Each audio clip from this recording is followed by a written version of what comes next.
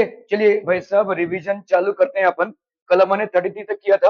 Okay, the time taken by an object to complete one oscillation is called time period. क्या होता है one oscillation? चाचा, ओ चाचा, अरे संस्कार चाचा। ओके, तो लेट्स से भाई साहब आपका ये एक बॉब है, ठीक है, ये एक बॉब है। ओके, सो ये गया लेट्स से यहां से यहां तक। If it happens to go from here to here and then again it will come from here to here, तो एक ऑसिलेशन इसको बोलेंगे अपन, ठीक है। ओके, तो इधर से इधर गया, इधर से इधर। What is one oscillation basically? A to B, ठीक है, देन बी टू ए। क्या ये एक ऑसिलेशन है? नहीं। फिर again A to let's say C and C to ए। अगर स्टार्टिंग पॉइंट आपका ए है तो एंड पॉइंट भी ए होना चाहिए। एक ऑसिलेशन और डिफरेंट क्या बता सकते हैं, जैसे बी है, बी से स्टार्ट हुआ, ये गया और फिर बी तक पहुंचा, इसको अपन बोलेंगे वन ऑसिलेशन। देखिए, वन ऑसिलेशन का क्राइटेरिया बहुत सही से आपके दिमाग में बैठना चाहिए। अगर मैंने स्टार्टिंग पॉइंट सी लिया है, ठीक है, सी से ए से बी, बी से ए एंड देन सी, तो what is one oscillation basically people? ठीक है, one oscillation is what, let's say मैं स्टार्ट कर रहा हूं ए से, तो ए से बी, ठीक है, बी से भाई साहब ए, फिर ए से भाई साहब सी, फिर सी से वापस ए, ठीक है। बी अगर है तो बी से ए से सी से A and then again A to B. अगर सी से स्टार्ट हो रहा है, सी से A, A to B, B to A to C, ये हो गया आपका one oscillation. All these are basically categorized as one oscillation. ये सारे आपके भाई साहब क्या हैं? वन ऑसिलेशन है। The time taken by an object to complete one oscillation, ठीक है, तो इसको अपन क्या बोलेंगे भाई साहब? Time period. टाइम पीरियड, ठीक है। So this is time taken by an object, by an object to complete one oscillation, to complete one oscillation is known as, इसको अपन क्या बोलेंगे? Time period. Time period, and time period को हम capital T से denote करते हैं, measured in seconds. Measured in seconds, seconds में इसको मेजर करते हैं, ठीक है, क्लियर है? It is measured in seconds, it is denoted by the capital T, clear है? टाइम पीरियड, फ्रीक्वेंसी क्या होता है? What is frequency? Number of oscillations made in 1 second, ठीक है। तो फ्रीक्वेंसी अगर आपसे कोई पूछ ले, लगे हाथ भाई साहब, what is frequency? Frequency is number of oscillations, number of oscillations made in 1 second, ठीक है, that is made in 1 second. अभी ये जो 1 सेकंड में ऑसिलेशंस होते हैं, इसको अपन कैसे लिखते हैं? फ्रीक्वेंसी को हम ऐसे लिखते हैं, किसी किसी बुक में ऐसा है, किसी किसी बुक में ऐसा है, it's one and the same thing, ठीक है। Frequency is denoted like this. इसका यूनिट क्या हो जाएगा भाई साहब? What is his unit? Anyone? नहीं, यूनिट, यूनिट पर सेकेंड, और ऐसा भी लिख सकते हैं और ऐसे भी लिख सकते हैं, और हर्ट्ज, ठीक है, एच जेड ऐसा लिखेंगे, ठीक है। टाइम पीरियड और फ्रीक्वेंसी में भाई साहब क्या रिलेशनशिप है? बहुत इंपॉर्टेंट है, ठीक है। टाइम पीरियड, तो frequency is equal to one upon time period, और time period is equal to one upon frequency. क्या ये समझ में आ रहा है? यूनिट्स का ध्यान रखना चाहिए आपको। टाइम पीरियड भाई साहब यूनिट हो गया आपका सेकंड्स में, और फ्रीक्वेंसी का यूनिट हो गया आपका पर सेकंड और हर्ट्ज में, ठीक है। Frequency is one upon time period, that is frequency is reciprocal of time period, and time period is reciprocal of frequency, ठीक है, क्लियर है भाई साहब? Okay okay okay. एम्पलीट्यूड मतलब मैक्सिमम डिस्प्लेसमेंट, जैसे ये मैक्सिमम डिस्प्लेसमेंट है, इससे ज्यादा नहीं है, तो maximum displacement from mean position. तो इन्होंने पूछा भाई साहब एम्पलीट्यूड क्या होता है, ठीक है। एम्पलीट्यूड जिसको अपन भाई साहब कैपिटल ए से डिनोट करते हैं, this is known as maximum displacement, maximum displacement from mean position, maximum displacement from mean position, it is measured in metres, ठीक है, क्लियर है? Amplitude is maximum displacement from mean position. It is measured in meters. Are we clear on this one, people? So what will be the answer in this case? The time taken by an object, this is known as time period. Okay, and it is denoted in seconds. Okay, okay.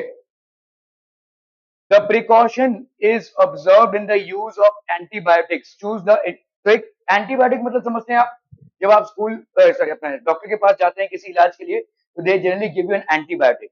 ये antibiotic होता क्या है? What is antibiotic?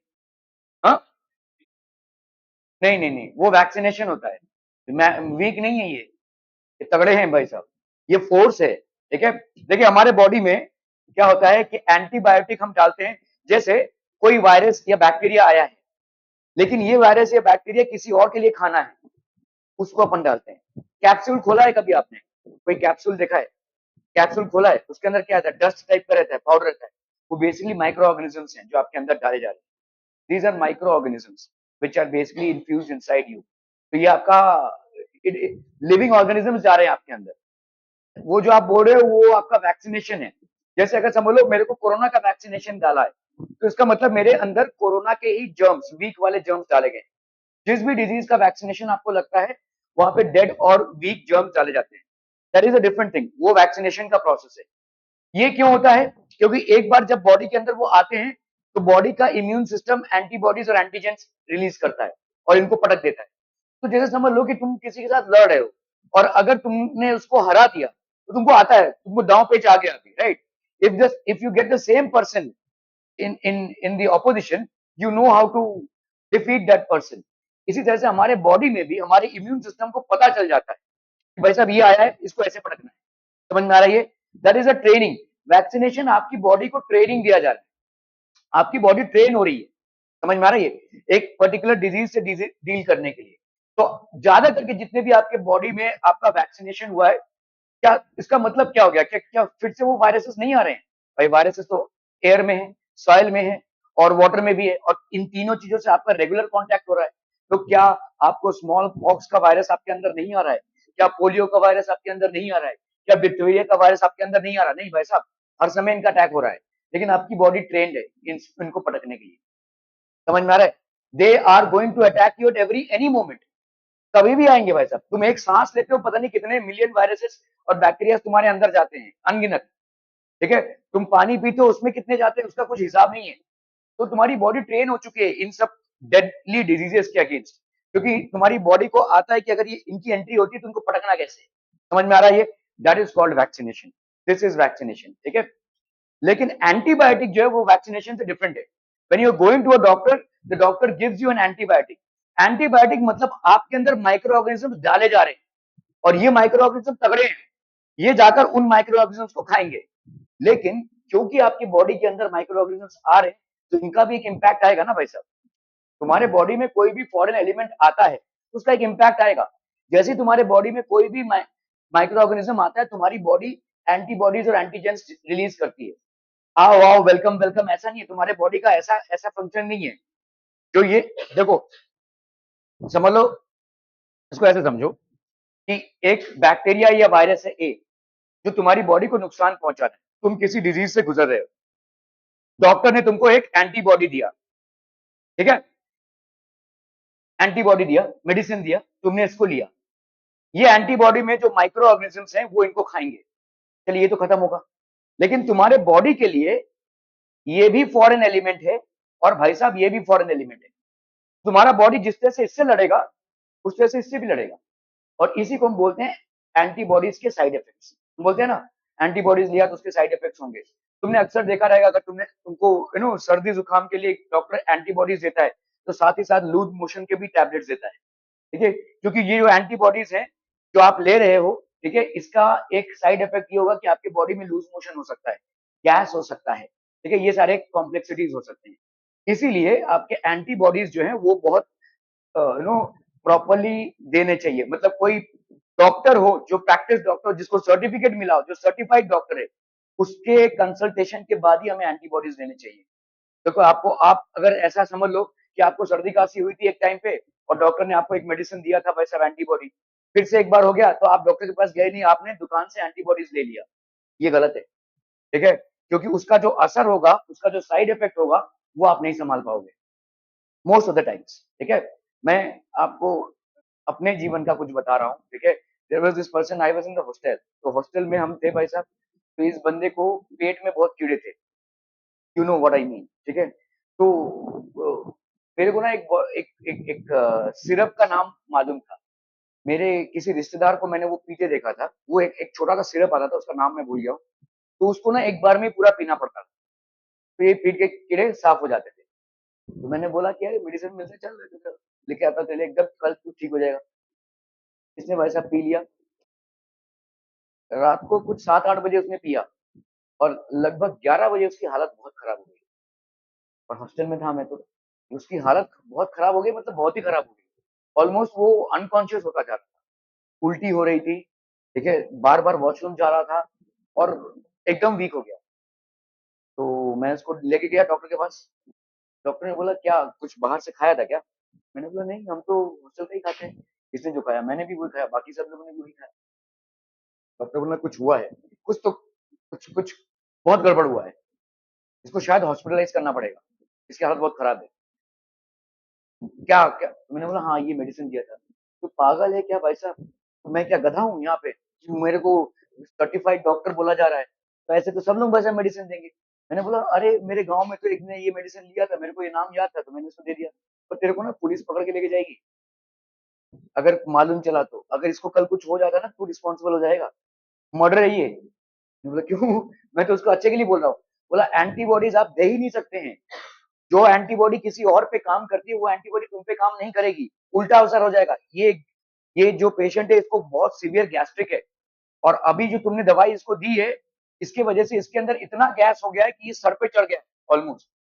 अभी इसको मतलब हमको या तो हॉस्पिटलाइज करना पड़ेगा या तो उसके पूरे गैस को पंप आउट करना पड़ेगा। जैसे कोई जहर खा लेता है ना तो उसको पंप आउट करना पड़ता है, वैसे पंप आउट करना पड़ेगा। So I'm giving medicines. If the situation doesn't improve, then he has to be hospitalized tomorrow. 2-3 घंटे का ऑब्जर्वेशन पे रखो इसको। उसने इंजेक्शन दिया, मेडिसिन दिया, पता नहीं क्या क्या, ठीक हो गया। मेरा लक अच्छा था, ठीक है। लेकिन this is how dangerous antibiotics could be, ठीक है। Never never try antibiotics on your own, ठीक है। मतलब जो लोग डॉक्टर बनते हैं वो कोई आसानी से नहीं बनते हैं भाई साहब। 5 साल उनको बहुत रगड़ना पड़ता है, और रगड़ना पड़ता है मतलब 5 साल, 1 साल तो उनको भाई साहब किसी गांव में पोस्टिंग रहती है उनकी। It's not an easy task to become a doctor. Doctor जितने भी आपके दूसरे प्रोफेशन है ना, आपका पढ़ाई से नाता इसका टूट जाता है। जैसे मान लो तो आपने इंजीनियरिंग कर ली, इंजीनियरिंग के बाद आप बुक्स लेकर नहीं घूमते हैं, इट्स डन, खत्म, ठीक है। आपने 10+2 किया, उसके बाद 4 साल का बीटेक किया या बीई किया, खत्म हो गई बात। उसके बाद आप अपने जॉब पे लग गए या अपना कुछ कंसल्टेंसी कर लिया या अपना कुछ बिजनेस डाल दिया, फिर आपका पढ़ाई से रिश्ता नहीं रहता है। लेकिन डॉक्टर अगर आप बनते हो तो जिंदगी भर पढ़ाई करनी पड़ती है। आप किसी भी डॉक्टर के पास जाओगे तो बुक्स दिखेंगी आपको, ठीक है। They have to keep themselves updated. Medicine आती रहती हैं बाजार में, मेडिसिन का टेक्नोलॉजी इंप्रूव होती रहती है, हर समय उनको अपडेटेड रखना पड़ता है। तो they have to be all, diseases भी नए नए आते हैं, है ना।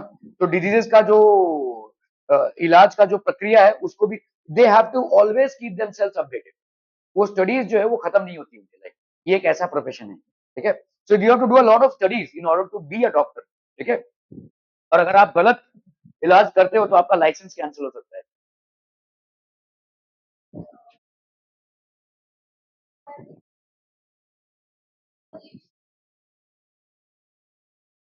वो आयुर्वेदा है, दैट इज नॉट, नहीं वो एंटीबॉडीज नहीं है। जो लीव से मेडिसिन बनाते हैं वो एंटीबॉडीज नहीं है, लीव से, हर्ब से, ये हर्बल मेडिसिन या आयुर्वेदा, दैट इज डिफरेंट। वो एंटीबॉडीज नहीं है, ठीक है। एंटीबॉडीज केमिकली बनाई जाती हैं, ठीक है, दे आर कल्चर्ड, ठीक है। Okay, so antibiotic may kill the useful bacteria in the body and harm अस, ठीक है। तो यहाँ पे the precaution is observe in the use of antibiotics. क्या क्या प्रिकॉशन है, क्या ये हो सकता है? यस, हो सकता है। ये यूजफुल बैक्टीरिया, क्योंकि वो भी माइक्रो ऑर्गेनिजम्स हैं, ठीक है। Wrong dose of antibiotics makes the antibiotic less effective. Antibiotics should be taken only on the advice of a perfect doctor, none of the above, ठीक है। तो यहाँ पे आपका ये हो जाएगा। देखो यहाँ पे यूजफुल बैक्टीरिया को मार सकता है या नहीं भी मार सकता है।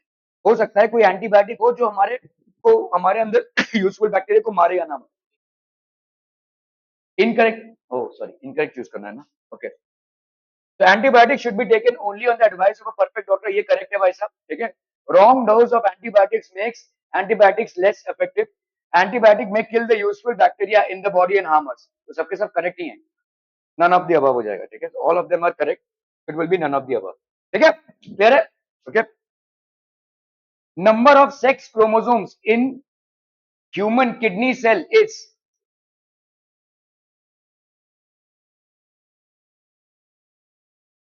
1 पेयर होगा, ठीक है। इट विल बी 1 पेयर, ठीक है। ह्यूमन किडनी सेल में आपका एक पेयर होगा, ठीक है। Okay, consider the following statements and choose. आपके कितने पेयर्स ऑफ क्रोमोसोम्स हैं? 23, टोटल क्रोमोसोम्स कितने हैं 46, तो one pair goes to the making of kidney, ठीक है। अब सारी चीजें हैं, देखो ब्लड ग्रुप में जाता है और फिर आपका स्किन कलर में जाता है, ठीक है, बोन डेंसिटी में जाता है, ये सारी चीजें जो भी आपके बॉडी में बनी हुई है, ये सारा ये 23 पेयर ऑफ क्रोमोसोम्स का खेल है, ठीक है। Consider the following statements and choose the incorrect one. Layer of zinc is coated over iron because zinc prevents it from rust and corrosion. क्या ये सही है? Yes, ये सही है। इसको इसको अपन गैल्वेनाइज्ड जिंक बोलते हैं, ठीक है, गैल्वेनाइज्ड। जो आपकी रेल की पटरियां होती है ना, वो इससे बनती हैं, क्योंकि रेल की पटरियां are the railway lines are continuously expose to moisture, continuously expose to rain and environment, तो उनका रस्ट होना तो स्वाभाविक है, लेकिन वो अगर रस्ट हो गए तो भाई बहुत बड़ा एक्सीडेंट हो सकता है, ठीक है। तो इसीलिए उनको जिंक से गैल्वेनाइज किया जाता है ताकि वो रस्ट ना हो, ठीक है। Okay, layer of zinc is coated over iron because zinc is correct. The solution of sugar in distilled water is a poor conductor of electricity, ठीक है। Heating effect of electric current is responsible for the girl to glow in an electric current, क्या ये सही है? Correct है भाई साहब, ठीक है। None of the above, the solution of sugar in distilled water is a poor conductor of electricity, क्या ये सही है? यस इट इज करेक्ट, ठीक है, ये आपका भाई साहब करेक्ट है, ठीक है। शुगर जो है आपके डिस्टिल्ड वाटर को अगर सॉल्ट डिसॉल्व कर दिया या कोई एसिड डिसॉल्व कर दिया तो it becomes a good conductor of electricity. Sugar अगर डिसॉल्व करेंगे तो it will be a poor conductor of electricity, ठीक है, क्योंकि शुगर अपने आप में एक ऑर्गेनिक कंपाउंड है and organic compounds do not ionise.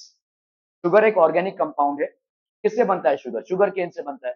तो शुगर केन से अगर बन रहा होगा तो उसमें भाई साहब जो कार्बन अनिक कंपाउंड से बन रहा होगा ये, ठीक है, तो इसलिए it will not ionise, it's a poor conductor of electricity, ठीक है। तो चूज द इनकरेक्ट वन, इनमें से भाई साहब कोई भी नहीं होगा, so this will be the answer, none of the above, ठीक है।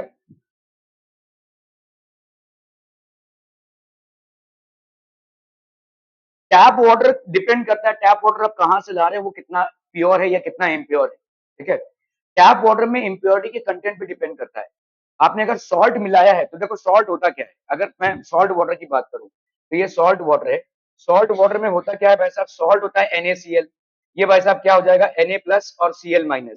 जैसे आप इसको वाटर में डिसॉल्व करोगे तो ये डिसोसिएट करेगा इनटू आयंस, और क्योंकि ये डिसोसिएट करेगा इनटू आयंस में, इसीलिए वाटर गुड कंडक्टर बन जाएगा, ठीक है, उसमें कंडक्शन होगा because the salt is dissociating. अभी जब टैप वाटर आप यूज करते हैं, सॉल्ट वाटर में तो आपने नमक मिलाया और नमक में ये होता है, लेकिन अगर आप टैप वाटर यूज करते हैं उसमें कोई भी सॉल्ट रह सकता है, डिपेंड करता है कहां से आ रहा है वो टैप वाटर, थोड़ा बहुत सॉल्ट मिक्स होता है, ठीक है।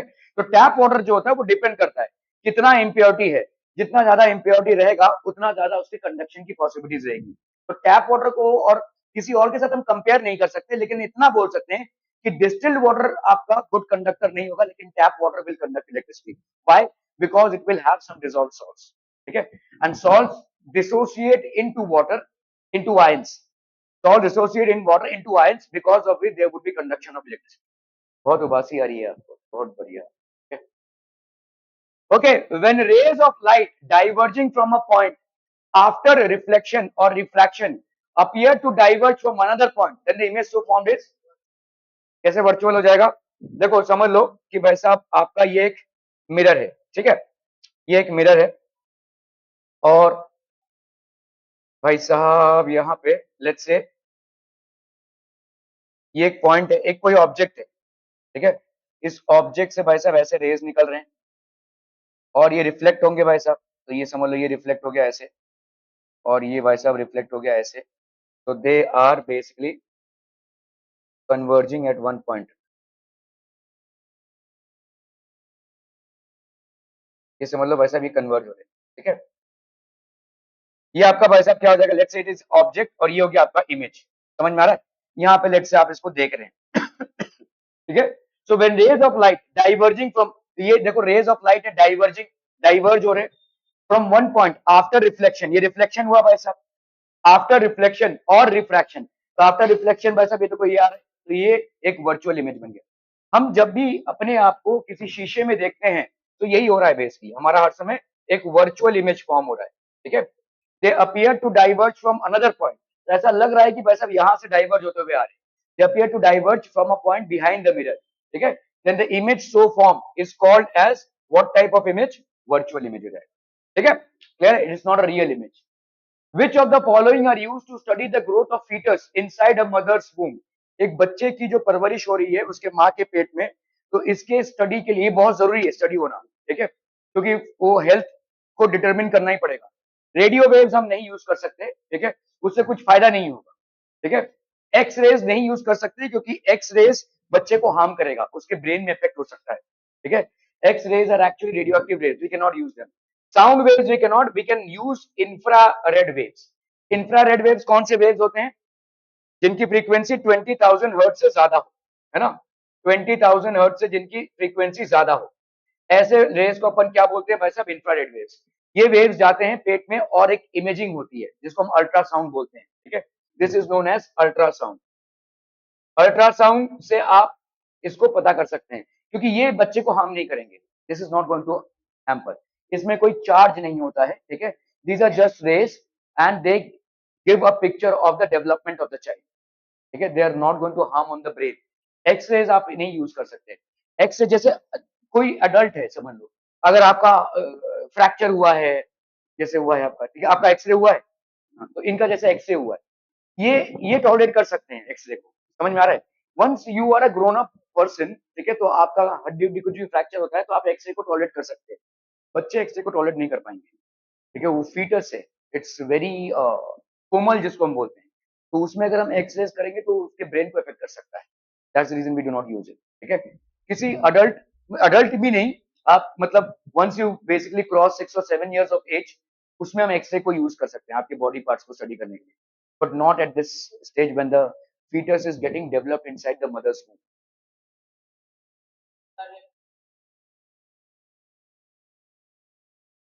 वो तो ईयर्स के लिए होता है, मतलब हम्म, तुम क्या सुन सकते हो या नहीं सुन सकते उससे मतलब नहीं है ना, तुम्हारा इमेज क्या आ रहा है उसमें। यहाँ पे हम किस लिए इसको यूज कर रहे हैं? To get an image of the object. जैसे हमने देखा ना, देखो ये समझ लो कोई साउंड रिफ्लेक्ट होकर आता है, समझ लो ये कोई वैसा शिप है, ठीक है, ये शिप है और उसको हमेशा हाइट मापना रहता है, या शोल ऑफ फिश, तो ये भाई साहब क्या करता है, ट्रांसमीटर से एक वेव गया और ये भाई साहब एमीटर से एक वेव गया और ये ट्रांसमीटर, ये पढ़ा है ना आपने, इसको सोनार बोलते हैं हम, ठीक है, तो ये क्या, ये अल्ट्रासाउंड ही तो है। यहाँ से अल्ट्रासाउंड वेव्स निकले, यहाँ पर रिफ्लेक्ट होकर वापस आ गए, तो आपका एक इमेज बन गया इसमें। रिफ्लेक्शन से एक इमेज बनता है, ये ऑटोमेटिकली डिजिटलाइज होता है, ठीक है, अभी तो डिजिटलाइज हो गया है, तो रिफ्लेक्शन से जो इमेज बनता है उस, तो ये वेव्स हैं, ये जा रहे हैं, ये आप देख नहीं सकते हैं, लेकिन मशीन इसको कैप्चर कर सकती है, तो अल्ट्रासाउंड वेव जो है तो यहाँ पे कैप्चर हो जाएंगे। तो this is an emitter and this is basically a receiver, ये आपका रिसीवर है, तो रिसीवर आप वैसे यहाँ पे भी होता है वैसे। हाँ, एक मिनट भाई साहब, एक मिनट आराम से, हाँ बोलिए, कुछ बोल रहे थे आप, क्या ये समझ में आ रहा है? अरे भाई ये एमिटर है, ये कौन से वेव्स साउंड कर रहा है? What is it? Ultrasound waves. ये अल्ट्रासाउंड वेव्स नीचे जा रहे हैं, टकरा कर भाई साहब वापस आ रहे हैं, ठीक है। So what is actually happening है, रिफ्लेक्शन ऑफ साउंड से, तो रिफ्लेक्शन ऑफ साउंड से आपको इमेज मिल रहा है ना, आपको एक हाइट का, तो ये पूरा पूरा इमेज कैप्चर हो जाएगा। देखो, लाइट ही सिर्फ इमेज नहीं बना सकता है, कोई भी वेव इमेज बना सकता है, ठीक है। तो जैसे अगर किसी प्रेग्नेंट वुमेन के ऊपर अगर हम अल्ट्रासाउंड वेव्स डाल रहे हैं which is basically more than 20,000, infrared नहीं होगा, सॉरी सॉरी, इंफ्रारेड नहीं होगा, साउंड वेव्स होगा, this will B sound waves, I am sorry, ये साउंड वेव्स होगा, इंफ्रारेड नहीं होगा, ठीक है, this will B sound waves, ठीक है। तो ये साउंड वेव जो 20,000 हर्ट्ज के ज्यादा है, जिनको हम भाई साहब अल्ट्रासाउंड बोलते हैं, they will basically get a picture, ठीक है, ये अल्ट्रासाउंड बोलेंगे हम इसको, दिस इज अल्ट्रासाउंड, ठीक है। Okay, during electrolysis of water what is formed at the anode? कौन सा एनोड? एनोड पूछा है, देखो ये है आपका पॉजिटिव और ये आपका नेगेटिव कैथोड, ठीक है, ये आपका इलेक्ट्रोलाइट है, तो वाटर है, वाटर किससे बना हुआ है भाई साहब? Water is made up of, water is made up of भाई साहब हाइड्रोजन एंड ऑक्सीजन, ठीक है, हाइड्रोजन हम पॉजिटिव मानते हैं, ठीक है, और oxygen as compare to hydrogen is negative, तो अगर नेगेटिव है तो वो पॉजिटिव में रिलीज होगा, मतलब यहाँ पे रिलीज होगा, और हाइड्रोजन आपका भाई साहब यहाँ पे रिलीज होगा, ठीक है। So hydrogen will be release at anode, तो एनोड आपका, आपका पॉजिटिव ये हो गया आपका भाई साहब cathode, this is basically the cathode and this is the anode, ठीक है। तो where is it release? During electrolysis of water what is formed at the anode? So anode में आपका क्या फॉर्म हो जाएगा भाई साहब, बताइए? ऑक्सीजन गैस, ठीक है। The parasite called Plasmodium causes the disease known as, नहीं, प्लाज्मोडियम कॉजेज मलेरिया, किसने बोला भाई साहब? Plasmodium causes malaria. प्लाज्मोडियम एक प्रोटोजोआ है, प्रोटोजोआ है, दिस कॉजेज मलेरिया, ठीक है, इट विल कॉज मलेरिया। ये आपके मस्किटोज में होगा। If two charge objects are बहुत close to each other then they will attract each other, they will repel each other, they may attract or repel depending upon the charges they carry, there will be no effect between them। सी वाला हो जाएगा भाई साहब, attract भी हो सकता है।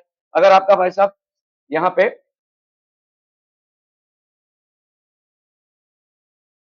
अगर आपका भाई साहब पॉजिटिव चार्ज और पॉजिटिव चार्ज रहा तो they will repel each other, है ना।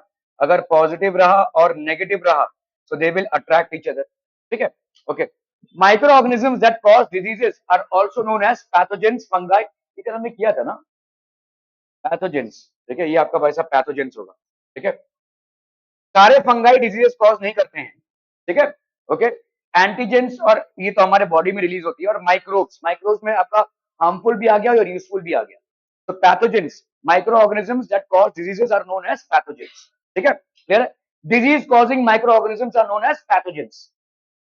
Which of the following is the best conductor of electricity? Tap water, distilled water, sea water और rain water? सी वाटर, क्योंकि उसमें क्या है भाई साहब, आपका देखो टैप वाटर में भी रहेंगे, कितने रहेंगे वो हमको नहीं मालूम, डिपेंड करता है कितना इम्प्योर है। जितनी ज्यादा इम्प्योरिटी रहेगी उतनी ज्यादा कंडक्टिविटी होगी। डिस्टिल वाटर में एक भी ये तो कंडक्ट करेगा ही नहीं, ठीक है।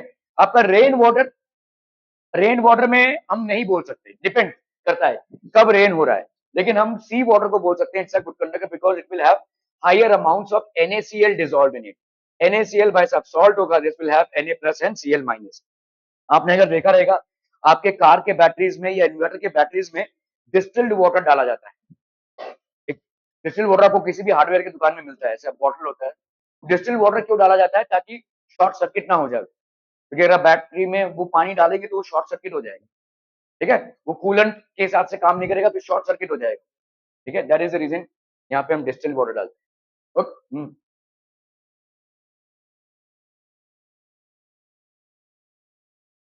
हाँ, तो फिर वो कंडक्ट करेगा, इसीलिए हम इसको बोल नहीं सकते, ठीक है। वी डोंट नो कब रेन हो रहा है। देखो अगर समझ लो पहली पहली बरसात है तो वॉट ज्यादा एनवायरमेंट में इम्प्योरिटी रहेगा तो ज्यादा एसिड बनेगा, लेकिन अगर 1 घंटा बरसात हो रहा है तो वो एसिड निकल चुका है, अभी जो होगा वो pure form of rain water. समझ में आ रहा है? तो डिपेंड करता है कि मानसून के किस टाइम पे आपने उस वाटर को कलेक्ट किया है। पहली बारिश का एकदम पहला पहला अगर आप एक बाल्टी इकट्ठा करेंगे तो उसमें एसिड कंटेंट ज्यादा होगा, लेकिन may be 1 hours of continuous shower, जब पूरा एनवायरमेंट धुल गया है, ठीक है, तब आपको जो मिल रहा है वो प्योर रेन वाटर होगा, ठीक है, समझ में आ रहा है ये? तो वो हम बोल नहीं सकते, किस टाइम पे आपने कलेक्ट किया वो डिपेंड करता है, ठीक है। तो रेन वाटर का एसिड कंटेंट हम कुछ बोल नहीं सकते, लेकिन सी वाटर के बारे में तो आपको मालूम ही है, ठीक है। So this will be sea water. Okay, light is falling on surfaces S1, S2 and S3 as shown. तो ये भाई साहब प्लेन सरफेस है, ये आपका भाई साहब इरेगुलर, ठीक है, okay. Surfaces on which the angle of incidence is equal to the angle of reflection, all, ठीक है, सरफेस पे डिपेंड नहीं करेगा, ठीक है। एंगल ऑफ इंसिडेंस जो एंगल ऑफ रिफ्लेक्शन के बराबर होता है, it will be for all surfaces, for all types of surfaces, चाहे रेगुलर हो चाहे इरेगुलर हो, it is for all types of surfaces irrespective of whether it is regular और इरेगुलर, ठीक है। तो इसमें क्या हो जाएगा भाई साहब, ऑल द 3 सर्फेसेस, ठीक है, okay. The most conspicuous visible change that occurs in boys, conspicuous मतलब जो दिखता है, ठीक है, during puberty is development in the voice box, increase in height, production of sperms and increase sweating, हाँ, increase in height, ठीक है फटाक से बढ़ जाएगा height, okay. fill in the blanks with suitable words, the onset of puberty is controlled by hormones, ठीक है। So hormones are the ones which basically control the onset of puberty, hormones are the ones। If you want to hear a train approaching from far away, why is it more convenient to put the ear on the track? क्यों? नहीं, नहीं, हाँ,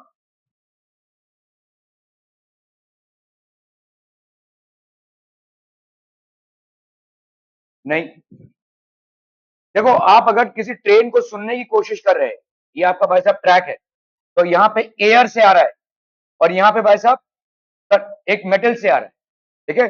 तो air sorry sound का जो speed है, speed of sound in iron, iron अगर हम लेंगे, ठीक है, it is almost 1500 metre per second, जबकि speed of sound in air, this is just how much, approximately 340 metre per second, तो ऑलमोस्ट 5 गुना है इसका। इसीलिए आपको भाई साहब जल्दी सुने, हाँ उधर रख के तो आया हूं क्या है?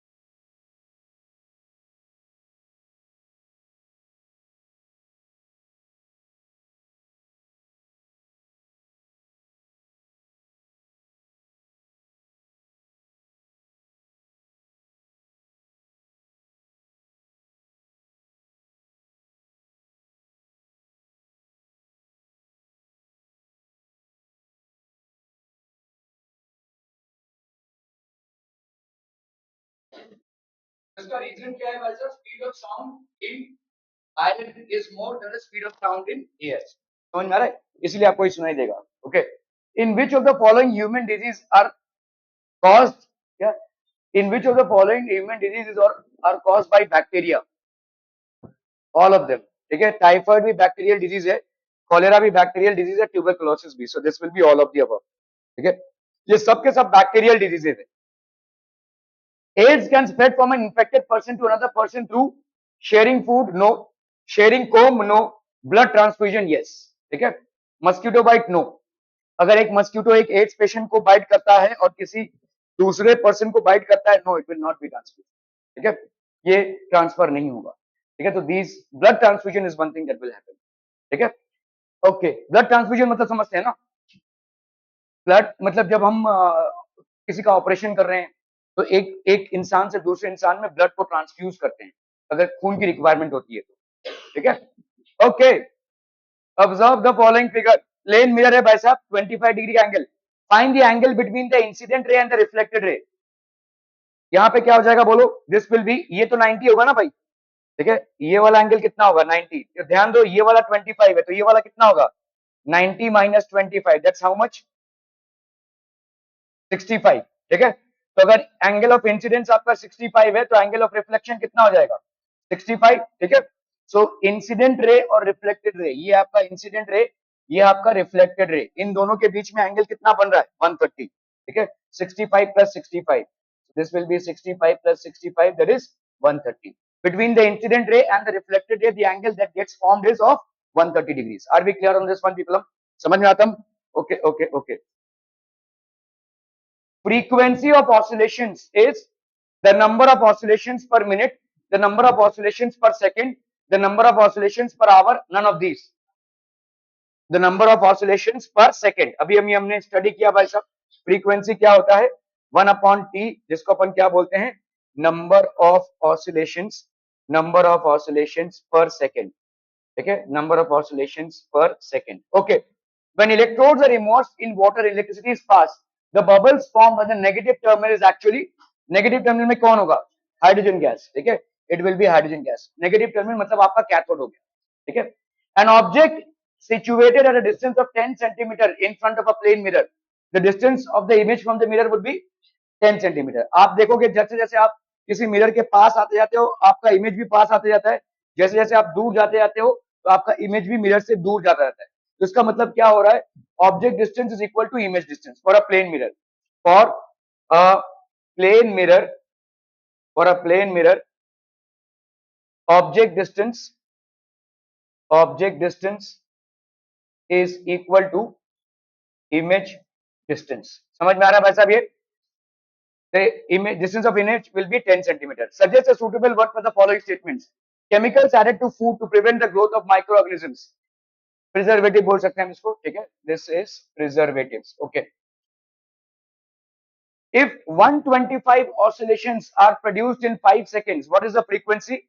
Number of oscillations per second है ना, तो फ्रीक्वेंसी कितना हो जाएगा 125/5 पर सेकेंड और हर्ट्ज, ऐसा लिख सकते हैं हम. तो ये हो गया कितना 5 2 10 25 हर्ट्ज. ये हो गया भाई साहब 25 hertz. Two objects with like charges will attract each other, no, repel each other हो जाएगा भाई साहब. अगर लाइक चार्जेस हैं, लाइक चार्जेस मतलब प्लस प्लस या minus minus, they will repel each other.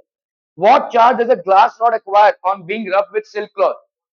Glass rod में पॉजिटिव आ जाएगा और सिल्क क्लॉथ में आपका आ जाएगा भाई साहब नेगेटिव. ठीक है, फ्रिक्शनल इलेक्ट्रिसिटी या स्टैटिक इलेक्ट्रिसिटी से प्रोड्यूस हो रहा है. Which of the following is an antibiotic? Sodium bicarbonate, streptomycin, alcohol, yeast. Streptomycin is basically an antibiotic. ये आपका भाई साहब एंटीबायोटिक है. Name two food materials which can be preserved by oil और विनेगर. पिकल्स. ठीक है, तो ऑयल पिकल्स हो गया भाई साहब, जैम हो गया. ठीक है, the pituitary gland is located below the hypothalamus. हमारे ब्रेन के हाइपोथैलेमस, हम अक्सर इसको तीसरी आंख बोलते हैं. ठीक है, so this is located here in between our eyebrows. ठीक है, so this will be hypothalamus region के नीचे होता है ये. A natural disaster that occurred in Indian Ocean on the 26th of December 2004, floods, earthquake, drought or tsunami. This was basically a tsunami that resulted out of an earthquake. State whether the following statements are true or false. In a kaleidoscope, a pattern seen once can never be seen again. False है भाई साहब, ये repeated pattern देखते रहेंगे आप. Why is lightning conductor installed on a building? So that it collects the electric power present in the lightning, so that it forces the lightning to fall in an area where there are no buildings, so that it repels the lightning that falls from the building, so that it conducts the electric charge to the ground when lightning strikes the building. तो आपका D option हो जाएगा भाई साहब ये. ठीक है, okay. Electroplating is based on magnetic effect of electricity, heating effect of electricity, chemical effect of electricity, physical effect of electricity. Chemical effect of electricity. Okay. To and fro or back and forth motion of an object is termed as oscillation भी बोल सकते हैं अगर होता तो, लेकिन यहाँ पे वाइब्रेशन है, so we will call it as vibration. ठीक है, okay, okay, okay. Which microorganism is utilized in making curd from milk? Lactobacillus. It is basically a bacteria. ये आपका एक बैक्टीरिया है. ठीक है, Lactobacillus acidophilus बोलते हैं हम इसको. ठीक है.